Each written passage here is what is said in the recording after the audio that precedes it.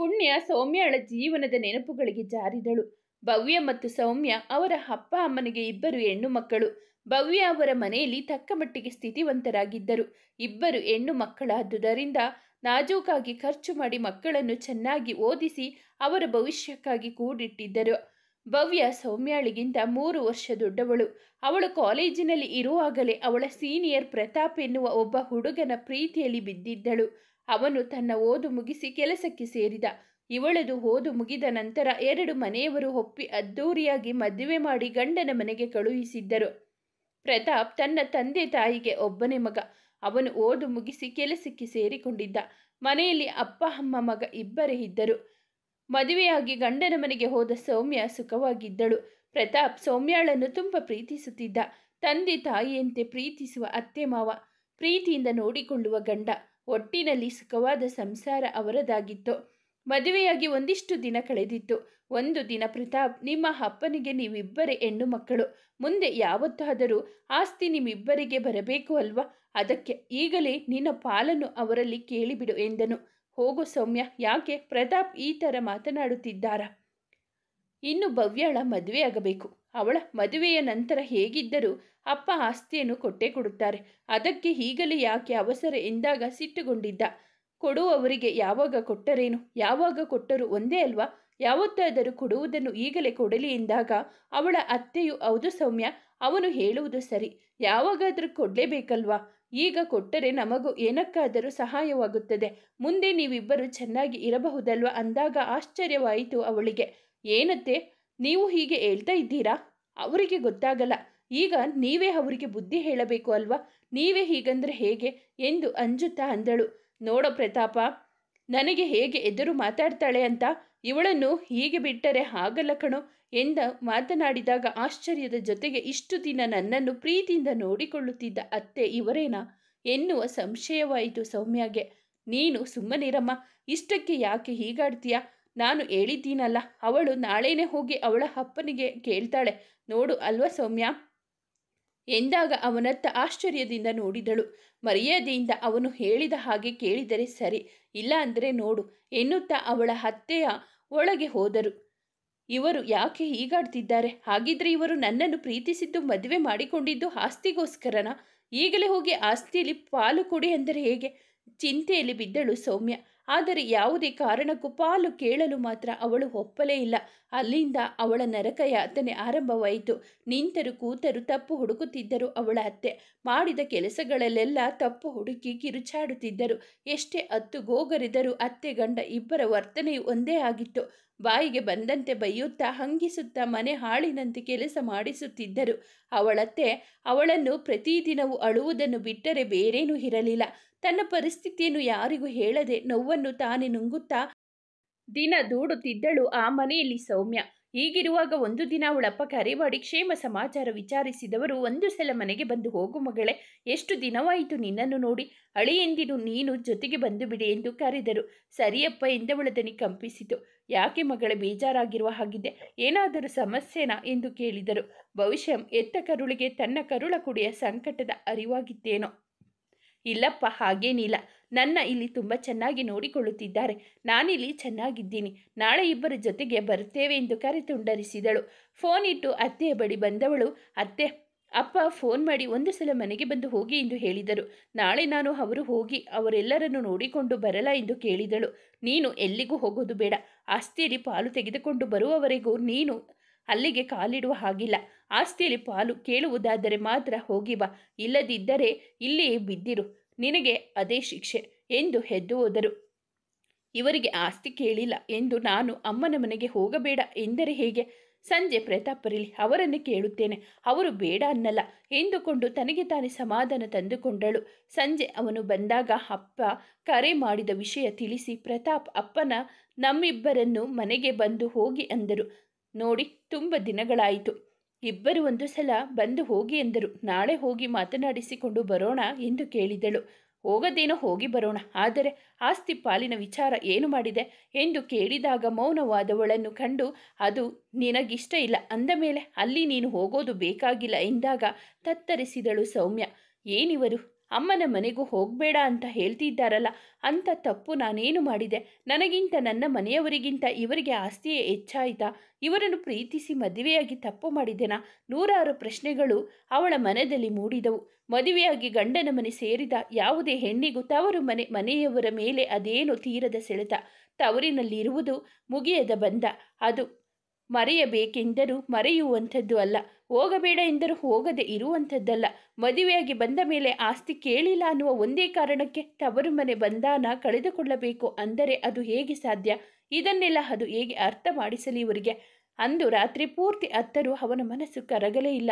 ಪ್ರೀತಿಸಿ ಮದುವೆಯಾಗಿ ಆ ಮನೆಗೆ ಕಾಲಿಟ್ಟಿದ್ದರೂ ಇಲ್ಲಿ ತನಗಾಗಿ ಯಾರಿಲ್ಲವೆಂಬ ನೋವು ಅವಳನ್ನು ಅತಿಯಾಗಿ ಕಾಡತೊಡಗಿತು. ಗಂಡನ ಮನೆ ಸೇರಿದ ಯಾವುದೇ ಹೆಣ್ಣಿಗೆ ಅಲ್ಲಿ ಎಲ್ಲವೂ ಚೆನ್ನಾಗಿದ್ದರೆ ಅದೇ ಅವಳ ಅದೃಷ್ಟ. ಆದರೆ ಗಂಡನಿಂದಾಗಲಿ ಅವನ ಮನೆಯವರಿಂದಾಗಲಿ ಒಂದಿಲ್ಲನೊಂದು ತಿರಸ್ಕಾರ ಕಾಣಿಸಿತೆಂದರೆ ಅಲ್ಲಿಗೆ ಅವಳ ಜೀವನೋತ್ಸಾಹ ಗಾಳಿ ಹೋದ ಬಲೂನಿನಂತೆ ಕುಗ್ಗಲಾರಂಭಿಸುತ್ತದೆ. ಸಹಿಸಿ ಸಹಿಸಿ ಸಾಕಾದಾಗ ಈ ಜೀವನವೇ ಬೇಡ ಅನ್ನಿಸಲು ಶುರುವಾಗತೊಡಗುತ್ತದೆ. ಪ್ರೀತಿ ತೋರಬೇಕಾದ ಹೃದಯ ತಿರಸ್ಕರಿಸಲು ಆರಂಭಿಸಿದಾಗ ಈ ಜೀವನವಾದರೂ ಯಾಕೆ ಅನಿಸಿಬಿಡುತ್ತದೆ. ಪ್ರೀತಿಸಿ ನಂಬಿ ಬಂದವಳಿಗೆ ಪ್ರೀತಿ ಕಣ್ಣುಗಳಲ್ಲಿನ ಉದಾಸೀನ ಕಾಣಿಸತೊಡಗಿದಾಗ ಕುಗ್ಗಿ ಹೋಗಲಾರಂಭಿಸುತ್ತಾಳೆ. ಕಣ್ಣೀರು ಸುರಿಸಿ ಅತ್ತು ಕೊರಗಿ ಸಾಕಾಗುವಷ್ಟರಲ್ಲಿ ಸಮಯ ಮೀರಿರುತ್ತದೆ. ಪ್ರೀತಿಸಲ್ಪಡುವ ಆಸಕ್ತಿ ಕುಗ್ಗಿ ಬದುಕಿನ ಜವಾಬ್ದಾರಿ ಹೆಗಲೇರಿರುತ್ತದೆ. ಸೌಮ್ಯಳ ಪರಿಸ್ಥಿತಿಯು ಇದೇ ಆಗಿತ್ತು. ಪ್ರತಿದಿನವೂ ಅಳು ಕಣ್ಣೀರು ನೋವು. ಎಷ್ಟೇ ಗೋಗರೆದರೂ ತವರು ಮನೆಗೆ ಕಾಲಿಡಲು ಬಿಡಲೇ ಇಲ್ಲ ಅವಳ ಅತ್ತೆ ಮಾವ ಗಂಡ. ಮಗಳು ಬರುವುದಕ್ಕೆ ಹೇಳಿಯೂ ಬಾರದೇ ಇದ್ದಾಗ ಒಂದು ದಿನ ಕರೆ ಮಾಡಿದ ಅವಳ ಅಮ್ಮ, ತವರನ್ನು ಯಾಕೋ ಮರೆತಿರುವ ಹಾಗಿದೆಯಲ್ಲ ಸೌಮ್ಯ, ಮದುವೆಯಾದ ಮೇಲೆ ಒಂದೆರಡು ಬಾರಿ ಗಂಡನ ಜೊತೆ ಬಂದು ಹೋದವಳು, ಆಮೇಲೆ ಈ ಕಡೆ ಬರಲೇ ಇಲ್ಲವಲ್ಲ, ಯಾಕೆ ನಾವೆಲ್ಲ ದೂರದವರಾಗಿ ಹೋದೆವ ನಿನಗೆ ಎಂದು ಅಮ್ಮ ಮಾತನಾಡಿದಾಗ ಇತ್ತ ಗಂಡ ಅತ್ತೆಯ ವರ್ತನೆ, ತನ್ನ ನೋವು ಯಾವುದನ್ನು ತಿಳಿಸಲಾಗದೆ ಒದ್ದಾಡಿದಳು ಸೌಮ್ಯ. ಇಲ್ಲಮ್ಮ, ಹಾಗೇನಿಲ್ಲ. ನಿಮ್ಮ ಅಳಿಯನಿಗೆ ಕೆಲಸ ತುಂಬ ಜಾಸ್ತಿಯಂತೆ, ತುಂಬ ಬ್ಯುಸಿ ಇರ್ತಾರೆ ಇತ್ತೀಚೆಗೆ, ಅದಕ್ಕೆ ಬರಲಾಗಲಿಲ್ಲ. ಅವರು ಸ್ವಲ್ಪ ಫ್ರೀ ಆದ ಕೂಡಲೇ ಬರುತ್ತೇವೆ, ಬೇಜಾರು ಮಾಡ್ಕೊಬೇಡ ಎಂದು ತನ್ನ ನೋವು ಅವರಿಗೆ ಗೊತ್ತಾದರೆ ಅವರೆಲ್ಲಿ ನೊಂದುಕೊಳ್ಳುವರೋ ಎಂದು ಮನದ ತುಂಬ ನೋವಿದ್ದರೂ ಬಾರದ ನಗುವನ್ನು ತಂದುಕೊಂಡು ಹೇಳಿದಳು. ಸರಿ ಬಿಡು, ನಿನ್ನಲ್ಲಿ ಅತ್ತೆ ಮಾವ ಗಂಡನ ಜೊತೆ ಅನ್ಯೋನ್ಯವಾಗಿ ಚೆನ್ನಾಗಿದ್ದರೆ ಅದೇ ಖುಷಿ ಎಂದವರು ಕರೆತುಂಡರಿಸಿದರು. ಎಲ್ಲರೂ ನೀನು ಗಂಡನ ಮನೆಯವರ ಜೊತೆ ಅನ್ಯೋನ್ಯವಾಗಿರು ಎಂದು ಹೇಳುವವರು ಹೊರತು ಅವರು ನಿನ್ನ ಜೊತೆ ಚೆನ್ನಾಗಿದ್ದಾರೆ ಎಂದು ಯಾರು ಕೇಳುವುದೇ ಇಲ್ಲವಲ್ಲ ಎಂದು ಮನದಲ್ಲಿ ನೊಂದುಕೊಂಡಳು. ಕರೆ ತುಂಡರಿಸಿದವರಿಗೆ ಯಾಕೋ ಮಗಳ ಮಾತಿನಲ್ಲಿ ಸತ್ಯವಿಲ್ಲ ಎನ್ನುವ ಸಂಶಯವೊಂದು ಕಾಡಿತು. ಆದರೂ ಹಾಗೆ ನಿಂತಲ್ಲ ಅವಳು ಪ್ರೀತಿಸಿ ಮದುವೆಯಾದವನು ಪ್ರತಾಪ್, ಅವಳನ್ನು ಚೆನ್ನಾಗಿ ನೋಡಿಕೊಳ್ಳುತ್ತಾನೆ ಎಂದು ಸಮಾಧಾನ ತಂದುಕೊಂಡರು. ಇತ್ತ ತನ್ನ ನೋವನ್ನು ನಾನು ಯಾರಿಗೂ ಹೇಳಿಕೊಳ್ಳುವುದಕ್ಕೆ ಆಗುವುದಿಲ್ಲವಲ್ಲ ಎಂದು ದುಃಖಿಸುತ್ತಿದ್ದವಳಿಗೆ ಯೋಚನೆಯೊಂದು ಹೊಳೆಯಿತು. ರೂಮಿಗೆ ಹೋದವಳು ಡೈರಿ ಒಂದನ್ನು ತೆರೆದು ತಾನು ಮದುವೆಯಾಗಿ ಆ ಮನೆಗೆ ಬಂದಿದ್ದಿನಿಂದ ನಡೆದ ಸಂತೋಷದ ದುಃಖದ ಎಲ್ಲ ವಿಚಾರಗಳನ್ನು ಬರೆಯಲು ಆರಂಭಿಸಿದಳು. ಪ್ರತಿದಿನ ಮನೆಯಲ್ಲಿ ಏನೇ ನಡೆದರೂ ಎಲ್ಲವನ್ನು ಬರೆದು ಆ ಡೈರಿಯಲ್ಲಿ ತನ್ನ ನೋವನ್ನೆಲ್ಲ ಹಂಚಿಕೊಂಡು ಹಗುರಾಗುತ್ತಿದ್ದಳು. ದಿನಗಳು ಬಹುಬೇಗನೆ ಹುರುಳಿ ಹೋಗಿದ್ದವು. ಈ ನಡುವೆ ಸೌಮ್ಯ 3 ತಿಂಗಳ ಗರ್ಭಿಣಿಯಾಗಿದ್ದಳು. ತಾನು ಅಮ್ಮನಾಗುತ್ತಿದ್ದೇನೆ ಎಂದು ತಿಳಿದಾಗ ಅಷ್ಟು ದಿನದ ತನ್ನ ನೋವು, ಗಂಡ ಅತ್ತೆ ಮಾವ ಕೊಟ್ಟ ಹಿಂಸೆ, ಪಟ್ಟ ಕಷ್ಟಗಳನ್ನೆಲ್ಲ ಮರೆತು ಸಂಭ್ರಮ ಪಟ್ಟುಕೊಂಡು ಈ ವಿಚಾರವನ್ನು ತಿಳಿದಾದರೂ ಗಂಡ ಮೃದುವಾಗುವನೇನೋ ಎಂದುಕೊಳ್ಳುತ್ತಾ ಅವನಿಗೆ ಈ ಸಂತೋಷದ ವಿಚಾರವನ್ನು ತಿಳಿಸಲು ಅವನು ಆಫೀಸಿನಿಂದ ಬರುವುದನ್ನೇ ಕಾಯತೊಡಗಿದಳು. ಅಂದು ಸಂಜೆ ಪ್ರತಾಪ್ ಬರುತ್ತಲೇ ನಗುನಗುತ್ತಾ ಅವನನ್ನು ಎದುರುಗೊಂಡಿದ್ದಳು. ಇವಳ ಮುಖದಲ್ಲಿದ್ದ ಸಂತೋಷವನ್ನು ಗಮನಿಸಿದವನು, ಏನು ಇಷ್ಟೊಂದು ಖುಷಿಯಾಗಿದ್ದಾಳಲ್ಲ, ಏನಿರಬಹುದು ಎಂದುಕೊಂಡರೂ ಅದನ್ನು ಗಮನಿಸಿದವನಂತೆ ಒಳಗೆ ಬಂದ. ಅವಳು ಬಿಡದೆ ಅವನ ಹಿಂದೆಯೇ ಬಂದಳು. ಯಾಕೆ ನನ್ನ ಹಿಂದೆ ಬರ್ತಾ ಇದ್ದೀಯಾ, ಏನಾಗಬೇಕಿತ್ತು ಎಂದವನಿಗೆ, ಅದು ಏನು ಅದು ನೀವು ತಂದೆಯಾಗ್ತಿದ್ದೀರಾ ಅಂತ. ಏನು? ಅದೇ ನಾನು ಪ್ರೆಗ್ನೆಂಟ್ ಅಂತ ಹೇಳಿದೆ ಎಂದು ತಲೆ ತಗ್ಗಿಸಿ ನಿಂತಳು. ಈಗವನು ಬಂದು ನನ್ನನ್ನು ಎತ್ತಿ ಗಿರಗಿರನೆ ತಿರುಗಿಸಿ ಖುಷಿ ಪಡುತ್ತಾನೆ. ಎಷ್ಟು ಸಂತೋಷದ ವಿಚಾರ ಹೇಳಿದ್ದೇನೆ ಸೌಮ್ಯ ಎಂದು ಸಂಭ್ರಮ ಪಡುತ್ತಾನೆ ಎಂದುಕೊಳ್ಳುತ್ತಾ ನಾಚುತ್ತಾನೆಲ್ಲ ನೋಡುತ್ತಾ ನಿಂತಿದ್ದಳು ಸೌಮ್ಯ. ಆದರೆ ಅದು ಯಾವುದು ನಡೆಯದೆ ಹೋದಾಗ ತಲೆ ಎತ್ತಿ ನೋಡಿದಳು. ಅವನು ತನ್ನ ಪಾಡಿಗೆ ಬ್ಯಾಗಿನಿಂದ ಲ್ಯಾಪ್ಟಾಪ್ ತೆಗೆದು ಅದೇನೋ ಟೈಪ್ ಮಾಡುವುದರಲ್ಲಿ ಬ್ಯುಸಿಯಾಗಿದ್ದ. ರೀ, ನಾನು ಹೇಳಿದ್ದು ಕೇಳಿಸಿಲ್ವಾ ಎಂದು ಮತ್ತೆ ಕೇಳಿದಳು. ಕೇಳಿಸ್ತು. ಜಗತ್ತಿನಲ್ಲಿ ಎಲ್ಲರೂ ತಂದೆ ತಾಯಿ ಆಗ್ತಾರೆ, ನಾನು ಹಾಕ್ತಿದ್ದೀನಿ, ನೀನು ಹಾಕ್ತಿದ್ದೀಯಾ, ಅದರಲ್ಲೇನು ವಿಶೇಷ ಎಂದು ಕೆಲಸ ಮಾಡುತ್ತಾ ಈ ಕಡೆ ತಿರುಗದೆಯೇ ಅಂದಾಗ ಅವಳಿಗೆ ತನ್ನ ಕಿವಿಗಳನ್ನೇ ನಂಬಲಾಗಲಿಲ್ಲ. ನನ್ನ ಪ್ರತಾಪ್, ನಾನು ಮನಸಾರೆ ಪ್ರೀತಿಸಿದ ಪ್ರತಾಪನ ಬಾಯಲ್ಲಿ ಇಂಥ ಮಾತಾ? ಇವನೇನಾ ಈ ಥರ ಮಾತಾಡ್ತಿರೋದು? ತಾನು ತಂದೆಯಾಗುತ್ತಿದ್ದೀನಿ ಅನ್ನೋ ಯಾವ ಖುಷಿನೂ ಇಲ್ವ ಇವನಿಗೆ ಎಂದು ತಡೆಯಲಾರದೆ ಬಿಕ್ಕಿದ್ದಳು. ಅಲ್ಲೂ ಅವಳಿಗೆ ನಿರಾಸೆಯಾಗಿತ್ತು. ಅವಳು ಅಳುತ್ತಿದ್ದರೂ ಕೇಳಿಸಿಕೊಳ್ಳದವನಂತೆ ರೂಮಿನಿಂದ ಆಚೆ ಬಂದು ತನ್ನ ತಾಯಿಯನ್ನು ಕರೆದು, ಅಮ್ಮ, ಒಂದು ಕಪ್ ಕಾಫಿ ಕೊಡಮ್ಮ, ಯಾಕೋ ತುಂಬ ತಲೆನೋಯ್ತಿದೆ ಎನ್ನುತ್ತಾ ಹಾಲ್ಗೆ ಬಂದ. ದೇವರ ಮನೆಯಲ್ಲಿದ್ದ ಅಮ್ಮ ಯಾಕೋ ಅವಳು ಕೊಟ್ಟಿಲ್ವ ಕಾಫಿ ಎಂದು ಕೇಳಿದಳು. ಇಲ್ಲಮ್ಮ, ಅದೇನೋ ನಾನು ಬರ್ತಾನೆ ಅಳೋ ಪ್ರೋಗ್ರಾಮ್ ಇಟ್ಕೊಂಡಿದ್ಲು ಅನ್ಸುತ್ತೆ, ರೂಮಲ್ಲಿ ಅಳ್ತಾ ಕೂತಿದ್ದಾಳೆ ಎಂದು ನಗುತ್ತಾ ಅಂದಾಗ, ಅಳಲಿ ಬಿಡು, ಕೊಬ್ಬು ಸ್ವಲ್ಪ ಹಿಡೀಲಿ ಎನ್ನುತ್ತಾ ಮಗನಿಗೆ ಕಾಫಿ ತರಲು ಅಡುಗೆ ಮನೆಗೆ ನಡೆದರು. ಇದೆಲ್ಲವನ್ನು ರೂಮಿನಿಂದಲೇ ಕೇಳಿಸಿಕೊಂಡ ಸೌಮ್ಯಗೆ ತನ್ನ ಗಂಡನ ಬಾಯಿಂದ ಇಂಥ ಮಾತಾ? ಕಟ್ಟಿಕೊಂಡ ಹೆಂಡತಿ ಗರ್ಭಿಣಿಯಾಗಿದ್ದಾಳೆ ಎಂದು ತಿಳಿದ ಮೇಲೂ ಈ ಥರ ವರ್ತಿಸುವ ಗಂಡಂದಿರು ಇದ್ದಾರಾ? ಈ ರೀತಿಯ ಮಾತುಗಳನ್ನು ನಾನು ಕೇಳಿಸಿಕೊಳ್ಳುವುದಕ್ಕಿಂತ ನನಗೀಗಲೇ ಸಾವು ಬರಬಾರದೆ ಎಂದು ತೀವ್ರವಾಗಿ ಅನ್ನಿಸಿಬಿಟ್ಟಿತು ಅವಳಿಗೆ. ದೇವರೇ, ನಾನೇನು ಅನ್ಯಾಯ ಮಾಡಿದೆ ನಿನಗೆ? ನನ್ನ ಯಾವ ತಪ್ಪಿಗೆ ನನಗೆ ಈ ಥರ ನೋವು ಕೊಡ್ತಾ ಇದ್ದೀಯಾ ಎಂದು ಕಾಣದ ದೇವರಲ್ಲಿ ಕೇಳುತ್ತಾ ಮತ್ತೆ ಮತ್ತೆ ಬಿಕ್ಕಿ ಬಿಕ್ಕಿ ಹತ್ತಳು. ಆದರೆ ಅವಳ ಅಳುವನ್ನು ಕೇಳುವರಾರು ಇರಲಿಲ್ಲ ಅಲ್ಲಿ. ಈ ಸಮಯದಲ್ಲಿ ಪ್ರತಿ ಹೆಣ್ಣಿಗೆ ಗಂಡ ಜೊತೆಯಲ್ಲಿ ಇರಬೇಕು, ಪ್ರೀತಿಯಿಂದ ಆರೈಕೆ ಮಾಡಬೇಕು ಅನ್ನೋ ಆಸೆ ತುಡಿತಗಳು ಬಹಳಷ್ಟು ಇರುತ್ತದೆ. ಆದರೆ ಸೌಮ್ಯಗೆ ಅವನ ಜೊತೆಯಲ್ಲಿ ಇದ್ದರೂ ಆರೈಕೆ ಮಾಡಿಸಿಕೊಳ್ಳುವ ಭಾಗ್ಯ ಇರಲಿಲ್ಲ. ಆ ಮನೆಯಲ್ಲಿ ಅವಳೀಗ ಒಂಟಿ, ತನ್ನವರು ಎನ್ನುವವರು ಯಾರಿಲ್ಲ. ಅಲ್ಲಿ ಅವಳಿಗೆ ಈಗ ಆಳಿನ ಆ ಥರದ ದುಡಿತ ಇವಿಷ್ಟೇ ಅವಳ ಜೊತೆಗಾರರು. ಜೊತೆಗೆ ತನ್ನೆಲ್ಲ ಖುಷಿ ನೋವಿನ ಕ್ಷಣಗಳನ್ನು ಹಂಚಿಕೊಳ್ಳುವ ಅವಳ ಡೈರಿ. ದಿನಗಳು ಕ್ಷಣಗಳಂತೆ ಹುರುಳಿ ಹೋಗಿತ್ತು. ಈಗ ಅವಳು 7 ತಿಂಗಳು ತುಂಬಿದ ಬಸುರಿ. ಅಮ್ಮ ಅಪ್ಪ ಕರೆ ಮಾಡಿದಾಗಲೆಲ್ಲ ಅವಳದು ಒಂದೇ ಉತ್ತರ, ಅಮ್ಮ, ನಾನು ಚೆನ್ನಾಗಿದ್ದೀನಿ, ನೀವ್ಯಾರು ಬರುವುದಕ್ಕೆ ಹೋಗಬೇಡಿ, ನಾವೇ ಬರ್ತೀವಿ ಅಂತ. ತಾನು ಬಸುರಿ ಎಂದು ಅವರಿಗೆ ತಿಳಿದು ಅವರು ನನ್ನನ್ನು ನೋಡಲು ಬಂದರೆ ಅವರಿಗೆ ನನ್ನ ಪರಿಸ್ಥಿತಿ ತಿಳಿದು ಬಿಡುವುದೋ ಎನ್ನುವ ಬಯಕೆ ಅವರಿಗೆ ತಿಳಿಸಿರಲೇ ಇಲ್ಲ. ಜೊತೆಗೆ ತನ್ನ ಗಂಡನಿಗೆ ತಾನು ಅಪ್ಪನಾಗುತ್ತಿದ್ದೇನೆ ಎನ್ನುವ ಸಂತೋಷವಿಲ್ಲ. ಆಗಿರುವಾಗ ಯಾರಿಗೆ ತಿಳಿದು ಏನಾಗಬೇಕಿದೆ ಎಂದುಕೊಂಡು ಸುಮ್ಮನಾದಳು. ಅವಳ ಇಷ್ಟೆಲ್ಲ ನೋವಿನ ನಡುವೆಯೇ ಮತ್ತೊಂದು ಆಘಾತಕಾರಿ ಸುದ್ದಿಯನ್ನು ಅವಳು ಕೇಳುವವಳಿದ್ದಾಳೆ ಎನ್ನುವ ಸಣ್ಣ ಸುಳಿವು ಇರಲಿಲ್ಲ ಅವಳಿಗೆ. ಆ ದಿನವೂ ಸನಿಹದಲ್ಲಿ ಇತ್ತು. ಒಂದು ದಿನ, ಅಕ್ಕ, ಅಪ್ಪನಿಗೆ ತುಂಬ ಹುಷಾರಿಲ್ಲ, ಆಸ್ಪತ್ರೆಗೆ ಸೇರಿಸಿದ್ದೇವೆ, ನನಗೂ ಅಮ್ಮನಿಗೂ ಏನು ಮಾಡಬೇಕು ಅಂತ ಗೊತ್ತಾಗ್ತಿಲ್ಲ, ಬೇಗ ಬಾರಕ್ಕ ಎಂದು ಭವ್ಯ ಕರೆ ಮಾಡಿ ಜೋರಾಗಿ ಅತ್ತಾಗ ಏನು ಮಾಡಬೇಕೆಂದು ತಿಳಿಯಲಿಲ್ಲ ಅವಳಿಗೆ. ಒಂದು ಕ್ಷಣ ಗರಬಡಿದವಳಂತಾದಳು. ಸಾವರಿಸಿಕೊಂಡು, ಸರಿ, ನೀನು ಅಳಬೇಡ, ನಾನು ಬರುತ್ತೇನೆ, ಅಮ್ಮನಿಗೂ ಧೈರ್ಯವಾಗಿರೋದಕ್ಕೆ ಹೇಳು, ನೀನೇ ಹೀಗೆ ಅತ್ತರೆ ಹೇಗೆ? ಅಲ್ಲಿ ಅಮ್ಮನಿಗೆ ಸಮಾಧಾನ ಹೇಳುವವರು ಯಾರು? ನೀನು ಧೈರ್ಯವಾಗಿರು ಎಂದು ಕರೆ ತುಂಡರಿಸಿದಳು. ಆ ಸಮಯದಲ್ಲಿ ಅವಳ ಅತ್ತೆ ತಮ್ಮ ನೆಂಟರ ಮನೆಗೆಂದು ಹೋಗಿದ್ದರು. ಪ್ರತಾಪ್ ಆಫೀಸಿಗೆ ಹೋಗಿದ್ದ. ಅತ್ತೆ ಬರುವವರೆಗೆ ಕಾಯುವುದೋ ಇಲ್ಲ ಅವರಿಬ್ಬರಿಗೆ ಕರೆ ಮಾಡಿ ತಿಳಿಸಿ ಹೊರಟು ಬಿಡುವುದೋ ಎನ್ನುವ ಗೊಂದಲಗಳಲ್ಲಿ ಗೇಟಿನ ಬಳಿ ನಿಂತು ಅಳುತ್ತಿದ್ದವಳಿಗೆ ಪಕ್ಕದ ಮನೆಯೊಬ್ಬರು, ಏನಾಯಿತು, ಯಾಕೆ ಅಳ್ತಾ ಇದ್ದೀಯಾ ಎಂದು ವಿಚಾರಿಸಿದರು. ಅವರಿಗೆ ವಿಷಯವನ್ನೆಲ್ಲ ತಿಳಿಸಿದಾಗ, ನೀನು ಹೊರಟು ಬಿಡಮ್ಮ, ಅವರು ಬಂದ ಮೇಲೆ ನಾನೇ ಅವರಿಗೆ ವಿಷಯ ತಿಳಿಸುತ್ತೇನೆ ಎಂದು ಅವರು ಹೇಳಿದಾಗ, ಹೌದು, ಅವರು ಬರುವವರೆಗೂ ಕಾಯಲಾಗದು ಎಂದುಕೊಂಡವಳು ಅತ್ತೆಗೂ ಗಂಡನಿಗೂ ಕರೆ ಮಾಡಿ ವಿಷಯ ತಿಳಿಸಿ ಅವರ ಒಪ್ಪಿಗೆ ಕಾಯದೆ ಊರಿಗೆ ಬಸ್ ಹತ್ತಿದಳು. 120 ಕಿಲೋಮೀಟರ್ ದೂರವಿರುವ ತಂದೆಯ ಊರಿಗೆ ತುಂಬಿದ ಬಸುರಿ ಒಬ್ಬಳೇ ಹೋಗಿದ್ದಳು. ಮನೆಗೆ ಹೋಗಿ ಇನ್ನೇನು ಆಸ್ಪತ್ರೆಗೆ ಹೋಗಬೇಕು ಅನ್ನುವಷ್ಟರಲ್ಲಿ ಭವ್ಯ ಕರೆ ಮಾಡಿ, ಅಪ್ಪ ನಮ್ಮನ್ನೆಲ್ಲ ಬಿಟ್ಟು ಹೋಗ್ಬಿಟ್ರು ಅಕ್ಕ ಎಂದು ಕರೆ ಮಾಡಿ ಹೇಳಿದಾಗ ಅಲ್ಲೇ ಕುಸಿದು ಬಿದ್ದಳು. ಅಕ್ಕಪಕ್ಕದ ಮನೆಯವರು ಬಂದು ಅವಳನ್ನು ಒಳಗಡೆ ಮಲಗಿಸಿ ಆರೈಕೆ ಮಾಡಿ ಅವಳು ಚೇತರಿಸಿಕೊಳ್ಳುವಷ್ಟರಲ್ಲಿ ಅಮ್ಮ ಮತ್ತು ತಂಗಿ ತಂದೆಯ ಪಾರ್ಥಿವ ಶರೀರದೊಂದಿಗೆ ಮನೆಗೆ ಬಂದರು. ಅಷ್ಟರಲ್ಲಿ ಪ್ರತಾಪನು ಅಲ್ಲಿಗೆ ಬಂದಿದ್ದ. ಅಪ್ಪ ತೀರಿಕೊಂಡ ವಿಷಯವನ್ನು ಭವ್ಯ ಅವನಿಗೂ ತಿಳಿಸಿದಳು. ನಿನ್ನನ್ನು ನೋಡಬೇಕೆನಿಸುತ್ತಿದೆ, ಒಂದು ಬಾರಿ ಬಂದು ಹೋಗು ಮಗಳೇ ಎಂದು ನೀವೇ ಎಷ್ಟೇ ಬಾರಿ ನನ್ನನ್ನು ಕರೆದರೂ ನಿಮ್ಮನ್ನು ನೋಡಲು ನನಗೆ ಬರಲು ಆಗಲೇ ಇಲ್ವಲ್ಲ ಅಪ್ಪ. ಈ ಪರಿಸ್ಥಿತಿಯಲ್ಲಿ ನಾನು ನಿಮ್ಮನ್ನು ನೋಡ್ತೀನಿ ಅಂದ್ಕೊಂಡಿರಲಿಲ್ಲಪ್ಪ, ದಯವಿಟ್ಟು ನನ್ನ ಕ್ಷಮಿಸಿಯಪ್ಪ ಎಂದು ಒಂದೇ ಸಮನೆ ಅಳುತ್ತಿದ್ದಳು ಸೌಮ್ಯ. ಅವಳ ಅಮ್ಮ ತಂಗಿಯ ಅಳು ಮೋರೆ ಮೀರಿತ್ತು. ಯಾರಿಗೆ ಸಮಾಧಾನಿಸಬೇಕು ಎಂದು ಯಾರಿಗೂ ತಿಳಿಯುತ್ತಿರಲಿಲ್ಲ. ಇವೆಲ್ಲವನ್ನು ಮೌನವಾಗಿ ದೂರದಲ್ಲಿ ನೋಡುತ್ತಾ ನಿಂತಿದ್ದ ಪ್ರತಾಪ್ ಅವನೆಡೆಗೊಮ್ಮೆ ವೇದನೆಯ ನೋಟದಿಂದ ನೋಡಿದಳು ಸೌಮ್ಯ. ನಾನು ತುಂಬಿದ ಬಸುರಿ, ಇಷ್ಟು ಸಂಕಟಪಟ್ಟುಕೊಂಡು ಅಳುತ್ತಿದ್ದರೂ ಇವನ ಮನ ಕರಗುವುದೇ ಇಲ್ಲವೇ? ಒಂದು ಬಾರಿ ನನ್ನ ಬಳಿ ಬಂದು ಸಮಾಧಾನಿಸಬಾರದೆ? ಅಳಬೇಡ ಸೌಮ್ಯ, ನಿನಗೆ ನಾನಿದ್ದೀನಿ ಅಂತ ಎದೆಗಾನಿಸಿ ಒಂದು ಮಾತು ಹೇಳಬಾರದೆ ಎಂದವಳು ಬಯಸಿದ್ದೇ ಬಂತು. ಅವನು ಮಾತ್ರ ನನಗೂ ಅವಳಿಗೂ ಸಂಬಂಧವೇ ಇಲ್ಲವೆನ್ನುವಂತೆ ದೂರದಲ್ಲಿ ಕೈಕಟ್ಟಿಕೊಂಡು ನಿಂತಿದ್ದ. ಈ ದುಡ್ಡು ಆಸ್ತಿಗೆ ಇಷ್ಟೊಂದು ಶಕ್ತಿ ಇದೆಯಾ? ನಂಬಿದ ಪ್ರೀತಿ ಸಂಬಂಧಗಳನ್ನೆಲ್ಲ ಮರೆಯುವಷ್ಟು.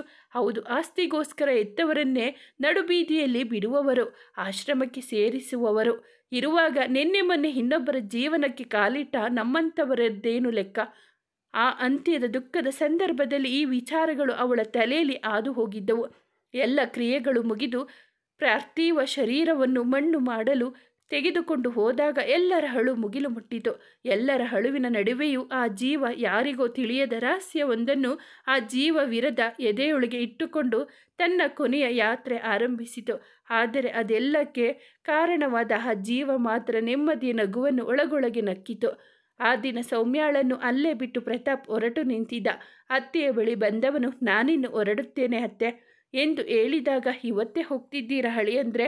ನಾಳೆ ಹೋಗ್ಬೋದಿತ್ತಲ್ವ ಎಂದು ನೋವಿನಲ್ಲೇ ಅಂದಾಗ, ಇಲ್ಲ ಅತ್ತೆ, ಅಲ್ಲಿ ಅಮ್ಮನು ಒಬ್ಬರೇ ಇದ್ದಾರೆ. ನಾನು ಅವರಿಗೆ ಫೋನ್ ಮಾಡಿ ವಿಷಯ ತಿಳಿಸಿ ನೇರವಾಗಿ ಆಫೀಸ್ನಿಂದ ಇಲ್ಲಿಗೆ ಬಂದೆ. ಸೌಮ್ಯ ಇಲ್ಲೇ ಇರುತ್ತಾಳೆ.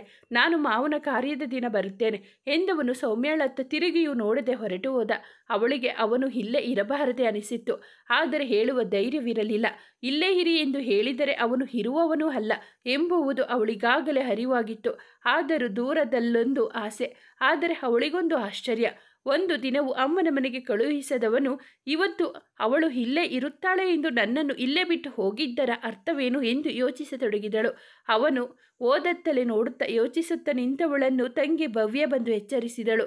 ಅವನು ಮನೆಗೆ ಹೊರಟು ಹೋದ ಮೇಲೆ ಅಮ್ಮನ ಬಳಿ ಬಂದಳು ಸೌಮ್ಯ. ಆಗಲೇ ಅವರು ಮಗಳನ್ನು ಸೂಕ್ಷ್ಮವಾಗಿ ಗಮನಿಸಿದ್ದು. ಒಂದು ಕ್ಷಣ ಅವರಿಗೆ ನಾನು ನೋಡುತ್ತಿರುವುದು ನಿಜಾನಾ ಅನ್ನುವ ಗೊಂದಲವಾಗಿತ್ತು. ತುಂಬಿದ ಬಸುರಿ ನನ್ನ ಮಗಳು. ನಾನು ಬಸುರಿ ಅನ್ನುವುದನ್ನು ತಿಳಿಸಲೇ ಇಲ್ಲವಲ್ಲ ಇವಳು. ಎಷ್ಟು ಇಳಿದು ಹೋಗಿದ್ದಾಳೆ ನನ್ನ ಮಗಳು. ಮುಂದೆ ಬಂದ ಹೊಟ್ಟೆಯೊಂದು ಬಿಟ್ಟರೆ ಮೈಕೈಯೆಲ್ಲ ಎಷ್ಟೊಂದು ಇಳಿದು ಹೋಗಿದೆ. ಯಾಕೆ ಸೌಮ್ಯ ಹೀಗಾಗಿದ್ದೀಯಾ? ಯಾಕೆ ಇಷ್ಟೊಂದು ಇಳಿದು ಹೋಗಿದ್ದೀಯಾ? ನೀನು ಬಸುರಿ ಎನ್ನುವ ವಿಚಾರವನ್ನು ನಮಗೆ ಹೇಳದೆ ಯಾಕೆ ಮುಚ್ಚಿದೆ ಎಂದು ಗಂಡ ಹೋದ ನೋವಿನ ಜೊತೆಗೆ ಈ ನೋವು ಸೇರಿ ಮತ್ತಷ್ಟು ಅಳತೊಡಗಿದರು ಅವರು. ಮಗಳು ಬಸುರಿ ಅಂತ ಸಂತೋಷ ಪಡಲು ಅಥವಾ ಹೊರಟು ಹೋದರು ಎಂದು ದುಃಖ ಪಡಲು, ಇದನ್ನೆಲ್ಲ ನೋಡಲು ಅವಳ ಅಪ್ಪನೇ ಇಲ್ವಲ್ಲ ಅಂತ ಸಂಕಟ ಪಡಲು ಎಂದು ಒಂದು ಅರ್ಥವಾಗಲಿಲ್ಲ ಅವರಿಗೆ. ಬಳಿ ಬಂದ ಸೌಮ್ಯ ಅವರನ್ನು ಸಮಾಧಾನಿಸತೊಡಗಿದಳು. ಈಗ ಸಮಾಧಾನ ಮಾಡ್ಕೊ ಅಮ್ಮ, ಹೇಳದೆ ಇರುವಂಥದ್ದೇನೂ ಇಲ್ಲ. ನಾನು ಚೆನ್ನಾಗಿದ್ದೀನಿ ಅಂದಿದ್ನಲ್ಲ, ಯಾಕೋ ಊಟ ಸೇರ್ತಾ ಇಲ್ಲ, ಅದಕ್ಕೆ ಸಣ್ಣ ಆಗಿದ್ದೀನಿ ಅಷ್ಟೆ, ಇನ್ನೇನೂ ಇಲ್ಲ. ನೀನೀಗ ಬಾ, ಸ್ವಲ್ಪ ಊಟ ಮಾಡು, ಬೆಳಗಿನಿಂದ ಏನೂ ತಿಂದಿಲ್ಲ ಎಂದು ಹೆಬ್ಬಿಸಿ ಒಳಗೆ ಕರೆದುಕೊಂಡು ಹೋದಳು. ಭವ್ಯಾಳಿಗೂ ಅಷ್ಟೇ ಆಶ್ಚರ್ಯವಾಗಿತ್ತು. ಅಷ್ಟು ಬಾರಿ ನಾನು ಕರೆ ಮಾಡಿ ಮಾತನಾಡುತ್ತಿದ್ದರೂ ಈ ವಿಷಯ ಹೇಳಲೇ ಇಲ್ವಲ್ಲ ಅಕ್ಕ, ಯಾಕೆ ಎನ್ನುವ ಸಂಶಯ ಕಾಡತೊಡಗಿತು ಅವಳಿಗೆ. ಈಗ ಅಕ್ಕನು ತುಂಬ ನೋವಲ್ಲಿದ್ದಾಳೆ. ಈಗಲೇ ಏನು ಕೇಳುವುದು ಬೇಡ, ಅಪ್ಪನ ಕಾರ್ಯಗಳೆಲ್ಲ ಮುಗಿಯಲಿ, ಆಮೇಲೆ ಕೇಳಿದರಾಯಿತು ಎಂದುಕೊಂಡಳು. ದಿನಗಳುರುಳಿ ಕಾರ್ಯದ ದಿನವೂ ಬಂದು ಬಿಟ್ಟಿತು. ಅಪ್ಪನ ಕೊನೆಯ ಕಾರ್ಯಗಳೆಲ್ಲ ಮುಗಿದು ಸಂಜೆ ಹೊತ್ತಿಗೆ ಭವ್ಯ ಸೌಮ್ಯಾಳನ್ನು ಕರೆದು, ಯಾಕಕ್ಕ ಹೀಗೆ ಮಾಡಿದೆ? ಯಾಕೆ ನೀನು ಪ್ರೆಗ್ನೆಂಟ್ ಅಂತ ನಮಗೆ ಯಾರಿಗೂ ಹೇಳಿಲ್ಲ? ಈ ವಿಷಯವನ್ನು ನಮ್ಮೆಲ್ಲರಿಂದ ನೀನು ಯಾಕೆ ಮುಚ್ಚಿಟ್ಟೆ? ನಿಜ ಹೇಳು, ನೀನಲ್ಲಿ ಸಂತೋಷವಾಗಿದ್ದೀಯಾ? ಸಂತೋಷವಾಗಿ ಇದ್ದಿದ್ದೇ ಆದರೆ ಯಾಕೆ ಈ ಥರ ಇಳಿದು ಹೋಗಿದ್ದೀಯಾ? ಬಂದಾಗಿನಿಂದ ನೋಡ್ತಾ ಇದ್ದೀನಿ, ಭಾವನಿನ ಹತ್ರ ಸರಿಯಾಗಿ ಮಾತಾಡೋದನ್ನೇ ನಾನು ನೋಡಿಲ್ಲ. ಯಾಕೆ, ಏನಾದರೂ ಜಗಳ ಮಾಡ್ಕೊಂಡ್ರಾ ಎಂದು ಪ್ರಶ್ನೆಗಳ ಮೇಲೆ ಪ್ರಶ್ನಿಸಿದಳು ಭವ್ಯ. ಕಣ್ಣ ತುಂಬ ನೀರು ತುಂಬಿಕೊಂಡು ತಲೆ ತಗ್ಗಿಸಿ ಮೌನವಾಗಿ ನಿಂತಿದ್ದಳು ಸೌಮ್ಯ. ಭವ್ಯ ಇನ್ನೇನೋ ಕೇಳಬೇಕು ಎಂದು ಬಾಯಿ ತೆರೆಯುವಷ್ಟರಲ್ಲಿ ಪ್ರತಾಪ್ ಬಂದು ಸೌಮ್ಯಾಳನ್ನು ಕರೆದಿದ್ದ. ಅವನಿಗೆ ಅವಳ ಕಣ್ಣೀರು ಕಾಣದಂತೆ ತೊಡೆದುಕೊಂಡವಳು ಅವನ ಹಿಂದೆ ನಡೆದಳು. ಭವ್ಯ ಅವಳ ಕಣ್ಣೀರಿಗೆ ಕಾರಣ ಕೇಳಬೇಕೆಂದುಕೊಂಡಿದ್ದ ಪ್ರಶ್ನೆಗಳು ಮನದಲ್ಲಿ ಹಾಗೆ ಉಳಿಯಿತು. ಸೌಮ್ಯಾಳ ಜೊತೆಗೆ ಹೊರಟು ನಿಂತ ಪ್ರತಾಪ್, ನಾವಿನ್ನು ಹೊರಡುತ್ತೇವೆ ಅತ್ತೆ, ಮಾವ ಇಲ್ಲ ಎಂದು ಬೇಜಾರು ಮಾಡ್ಕೊಬೇಡಿ. ಭವ್ಯಾಳ ಮದುವೆ, ಈ ಮನೆಯ ಜವಾಬ್ದಾರಿ ಎಲ್ಲ ಇನ್ನು ನನ್ನದೇ ಅನ್ಕೊಳ್ಳಿ, ನೀವೇನು ಚಿಂತೆ ಮಾಡಬೇಡಿ ಎಂದಾಗ ಆಶ್ಚರ್ಯದಿಂದ ಅವನನ್ನೇ ನೋಡಿದಳು ಸೌಮ್ಯ. ಅವನ ವರ್ತನೆ ಯಾಕೋ ಹೊಗಟಾಗಿದೆ ಅಂತನಿಸಿತು ಅವಳಿಗೆ. ಏನು ಮಾತನಾಡದೆ ಇದ್ದಕ್ಕಿದ್ದಂತೆ ತಾನು ಅವನ ಜೊತೆ ಹೊರಟು ನಿಂತ ಮಗಳನ್ನು ಕಂಡು ಮತ್ತೆ ಕಣ್ಣೀರು ಹಾಕಿದರು ಅವಳ ಅಮ್ಮ. ಅಲ್ಲಿಂದ ಅಷ್ಟು ದಿನಗಳಲ್ಲಿ ಏನೇ ಕೇಳಿದರೂ ಸರಿಯಾಗಿ ಉತ್ತರಿಸಿರಲಿಲ್ಲ ಸೌಮ್ಯ. ಈಗ ಅಳಿಯ ಬಂದು ಮಗಳನ್ನು ಕರೆದುಕೊಂಡು ಹೋಗುತ್ತೇನೆ ಎಂದಾಗ ಅವರಿಗೆ ತಳಮಳವಾಗಿತ್ತು. ಇನ್ನೇನು ಅವಳು ಬಸುರಿ, ಮೊದಲ ಬಾಣಂತನ ಅಮ್ಮನ ಮನೆಯಲ್ಲಿ ನಡೆಯಬೇಕು ಅಲ್ವಾ? ಅವಳು ಇಲ್ಲೇ ಇರಲಿ ಅಳಿಯಂದ್ರೆ, ಸೀಮಂತ ಮಾಡುವ ಸ್ಥಿತಿಯಲ್ಲಿ ನಾವೀಗ ಇಲ್ಲ ಎಂದಾಗ ಅದೆಲ್ಲ ಆಮೇಲೆ ನೋಡಿಕೊಳ್ಳೋಣ ಅತ್ತೆ, ಅದಕ್ಕಿನ್ನೂ ಟೈಮ್ ಇದೆ, ನಾವಿನ್ನು ಹೊರಡುತ್ತೇವೆ ಅಂದಾಗ ಸೌಮ್ಯ ಭವ್ಯಾಳ ಮುಖವನ್ನು ದೀನಳಾಗಿ ನೋಡಿದಳು. ಅವಳಿಗೆ ಅಮ್ಮನ ಮನೆಯಲ್ಲಿ ಇನ್ನೂ ಒಂದಷ್ಟು ದಿನ ಇದ್ದು ಬಿಡೋಣ ಎಂದು ತೀರ ಅನಿಸುತ್ತಿತ್ತು. ಆದರೆ ಈ ಪ್ರತಾಪ್ ಯಾಕೋ ಮನೆಗೆ ವಾಪಸ್ ಕರೆದುಕೊಂಡು ಹೋಗಲು ಹಠ ಹಿಡಿದಿರುವ ಹಾಗಿದೆ. ಏನಿವರ ಉದ್ದೇಶ ಎಂದು ಯೋಚಿಸಿದಷ್ಟು ತಿಳಿಯಲಿಲ್ಲ ಅವಳಿಗೆ. ಅಮ್ಮ ತಂಗಿಗೆ ಹೋಗಿ ಬರುತ್ತೇನೆ ಎಂದು ಹೇಳಿ ಕಣ್ಣ ತುಂಬ ಕಣ್ಣೀರು ತುಂಬಿಕೊಂಡು ತಿರುಗಿ ನೋಡುತ್ತಾ ಕಾರಿನ ಬಳಿ ನಡೆದಳು ಸೌಮ್ಯ. ಎತ್ತ ತಾಯಿಗೆ ಯಾಕೋ ಹೊಟ್ಟೆಯಲ್ಲಿ ತೀರದ ಸಂಕಟವಾದಂತಾಯಿತು. ತನ್ನ ಕರುಳು ಬಳ್ಳಿ ಕಿತ್ತುಕೊಂಡು ಹೋದಂತಹ ಅನುಭವ. ಅವಳು ಗಂಡನ ಮನೆಗೆ ಮದುವೆಯಾಗಿ ಹೋಗುವಾಗ ಅತೀವ ನೋವಾದರೂ ಈ ಥರದ ಸಂಕಟವಾಗಿರಲಿಲ್ಲ ಅವರಿಗೆ. ಮತ್ತೆ ಕಾರಿನ ಬಳಿ ಬಂದವರು ಅವಳನ್ನು ತಬ್ಬಿ ಹಿಡಿದು ಹಣೆಗೊಂದು ಮುತ್ತು ನಿತ್ತವರು ಅಳುತ್ತಲೇ ಬೀಳ್ಕೊಟ್ಟರು ಅಳಿಯ ಮಗಳನ್ನು. ಭವ್ಯಾಳು ಅಕ್ಕನನ್ನು ತಬ್ಬಿ ಸಮಾಧಾನಿಸಿ ಕಣ್ಣೀರು ಒರೆಸಿ ಕಳುಹಿಸಿಕೊಟ್ಟಳು. ಮನೆಗೆ ಬಂದ ಸೌಮ್ಯಗೆ ಯಾಕೋ ತುಂಬ ಸುಸ್ತಾಗುವಂತೆ ಅನಿಸುತ್ತಿತ್ತು. ಅಲ್ಲಿ ಅವಳ ಬೇಕು ಬೇಡಗಳನ್ನು ಕೇಳುವವರಾಗಲಿ, ಊಟ ಮಾಡಿದರೂ ಮಾಡದೇ ಇದ್ದರೂ ವಿಚಾರಿಸುವವರಾಗಲಿ ಯಾರೂ ಇರಲಿಲ್ಲ. ಒಂಥರ ವೇದನೆಯ ಬದುಕು ಅವಳದು. ಅಮ್ಮನ ಮನೆಯಲ್ಲಿ ಇದ್ದಷ್ಟು ದಿನ ಅಪ್ಪನನ್ನು ಕಳೆದುಕೊಂಡ ನೋವಿದ್ದರೂ ಚುಚ್ಚಿ ಮಾತನಾಡುತ್ತಾ ಮಾನಸಿಕವಾಗಿ ಹಿಂಸಿಸುವ ಅತ್ತೆ ಗಂಡನಿಲ್ಲದೆ ಒಂದಷ್ಟು ನೆಮ್ಮದಿಯಾಗಿದ್ದಳು. ಅಲ್ಲಿ ಇನ್ನು ಸ್ವಲ್ಪ ದಿನವಿದ್ದು ಅಮ್ಮನ ಮಡಿಲಲ್ಲಿ ಮಲಗಿ ಅವರಿಂದ ಆರೈಕೆ ಮಾಡಿಸಿಕೊಳ್ಳಬೇಕೆಂದು ಆಸೆಯಾದರೂ ಅದಕ್ಕೆ ಅವಕಾಶವಿರಲಿಲ್ಲ ಅವಳಿಗೆ. ನೋವಿನಿಂದಲೇ ಮತ್ತದೆ ನರಕಕ್ಕೆ ವಾಪಸ್ಸಾಗಿದ್ದಳು. ಸೌಮ್ಯಳನ್ನು ಕರೆದುಕೊಂಡು ಮನೆಗೆ ಬಂದ ಪ್ರತಾಪ್ ಯಾವ ವಿಷಯದ ಬಗ್ಗೆಯೂ ಏನು ಮಾತನಾಡಲಿಲ್ಲ. ಅವನ ಮೌನ ಅವಳಿಗೆ ಒಗಟಾಗಿತ್ತು. ಅಮ್ಮನ ಬಳಿ ಗುಸಪಿಸ ಎನ್ನುವುದು ಮಾತ್ರ ಅವಳಿಗೆ ಕೇಳಿಸುತ್ತಿತ್ತು. ಆದರೆ ಅದೇನೇ ಎಂದು ಅವಳಿಗೆ ಅರ್ಥವಾಗುತ್ತಿರಲಿಲ್ಲ. ಹೀಗೆ 1 ತಿಂಗಳು ಕಳೆದಿತ್ತು. ಒಂದು ದಿನ ಸಂಜೆ ಮನೆ ಕೆಲಸವೆಲ್ಲ ಮುಗಿಸಿ ರಾತ್ರಿ ಅಡುಗೆಯನ್ನು ಮಾಡಿಟ್ಟು ಸುಸ್ತೆಂದು ರೂಮಲ್ಲಿ ಮಲಗಿದ್ದಳು ಸೌಮ್ಯ. ಆಗ ನಗುತ್ತ ಖುಷಿಯಿಂದ ರೂಮಿಗೆ ಬಂದ ಪ್ರತಾಪನ ಕೈಯಲ್ಲಿ ಯಾವುದೋ ಪೇಪರ್ ಇರುವುದನ್ನು ಗಮನಿಸಿದಳು. ಏನಿದು ಪೇಪರ್? ಯಾವುದೋ ಅಗ್ರಿಮೆಂಟ್ ಪೇಪರ್ ಥರ ಇದೆಯಲ್ಲ. ಇವರ್ಯಾಕೋ ಇವತ್ತು ತುಂಬ ಸಂತೋಷದಲ್ಲಿರುವಂತೆ ಕಾಣುತ್ತಿದೆಯಲ್ಲ, ಏನಿರಬಹುದು ಎಂದು ಯೋಚಿಸುತ್ತಾ ಹೇಳಲು ಆಗದೆ ಮಲಗಿಯೇ ಇದ್ದಳು. ಇತ್ತೀಚೆಗೆ ಅವಳಾಗಿ ಅವಳು ಅವನನ್ನು ಮಾತನಾಡಿಸುವುದನ್ನೇ ಬಿಟ್ಟಿದ್ದಳು. ಅವಳು ನನ್ನ ಕೈ ಹಿಡಿದು ನನ್ನನ್ನು ನಂಬಿ ಬಂದಿರುವ ನನ್ನ ಹೆಂಡತಿ ಈಗ ಪ್ರೆಗ್ನೆಂಟ್ ಎನ್ನುವ ಕಾಳಜಿ ಅವನಿಗೆ ಇಲ್ಲ. ನಾನು ಅವನಿಂದ ಬಯಸಿದ್ದು ಬರೀ ಬೊಗಸೆಯಷ್ಟು ಪ್ರೀತಿ, ಎಳ್ಳಷ್ಟು ಸಾಂತ್ವನ. ಆದರೆ ನನಗಿಲ್ಲಿ ಸಿಗುತ್ತಿರುವುದು ಬರೀ ನೋವು. ಹೀಗಿರುವಾಗ ಅವನೊಂದಿಗಿನ ಮಾತು ನನಗೆ ಬೇಕಾಗಿಲ್ಲ ಎಂದು ಆದಷ್ಟು ಮೌನವಾಗಿರಲು ಪ್ರಯತ್ನಿಸಿದಳು. ಅವನಾಗೆ ಅವನು ಮಾತನಾಡಿಸಿದರೆ ಮಾತನಾಡುತ್ತಿದ್ದಳು ಅಷ್ಟೆ. ನನ್ನನ್ನು ಪ್ರೀತಿಸಿದವನಿಗೆ ನಾನು ಬೇಕಾಗಿಲ್ಲವೆಂದ ಮೇಲೆ ನಾನು ಇದ್ದರೆಷ್ಟು ಬಿಟ್ಟರೆಷ್ಟು ಎನ್ನುವ ಯೋಚನೆ ಅವಳದು.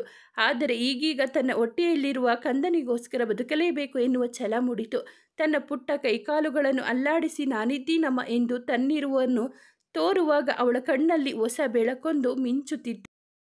ಅವಾಗಿಲ್ಲ ಗಂಡನನ್ನು ಕರೆದು ತನ್ನ ಉದರದ ಮೇಲೆ ಅವನ ಕೈ ಇರಿಸಿ ಆ ಸುಂದರ ಅನುಭೂತಿಯನ್ನು ಅವನೊಡನೆ ಹಂಚಿಕೊಳ್ಳಬೇಕೆಂದು ಎಷ್ಟೋ ಬಾರಿ ಅನಿಸುತ್ತಿತ್ತು ಅವಳಿಗೆ.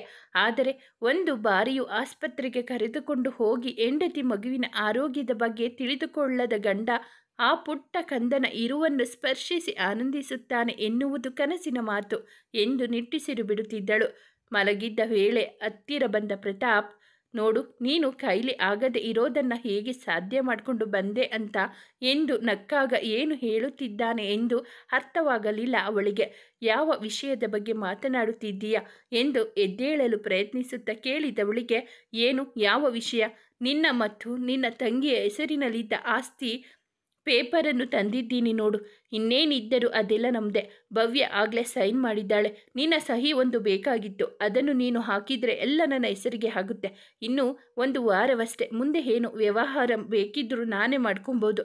ಅದಕ್ಕೆ ಇದಕ್ಕೊಂದು ಸಹಿ ಮಾಡಿಬಿಡು ಎಂದು ಪೇಪರ್ ತೋರಿಸಿದ ಅವಳಿಗೆ. ಭವ್ಯಳ ಮದುವೆಯಾಗುವವರೆಗೂ ಆಸ್ತಿಯಲ್ಲಿ ಪಾಲು ಕೇಳುವುದು ಬೇಡ ಎಂದುಕೊಂಡಿದ್ದ ಸೌಮ್ಯಗೆ ಗಂಡ ಆಸ್ತಿ ಪೇಪರಿನ ಜೊತೆಗೆ ಬಂದಿದ್ದು ನೋಡಿ ಅವಕ್ಕಾದಳು.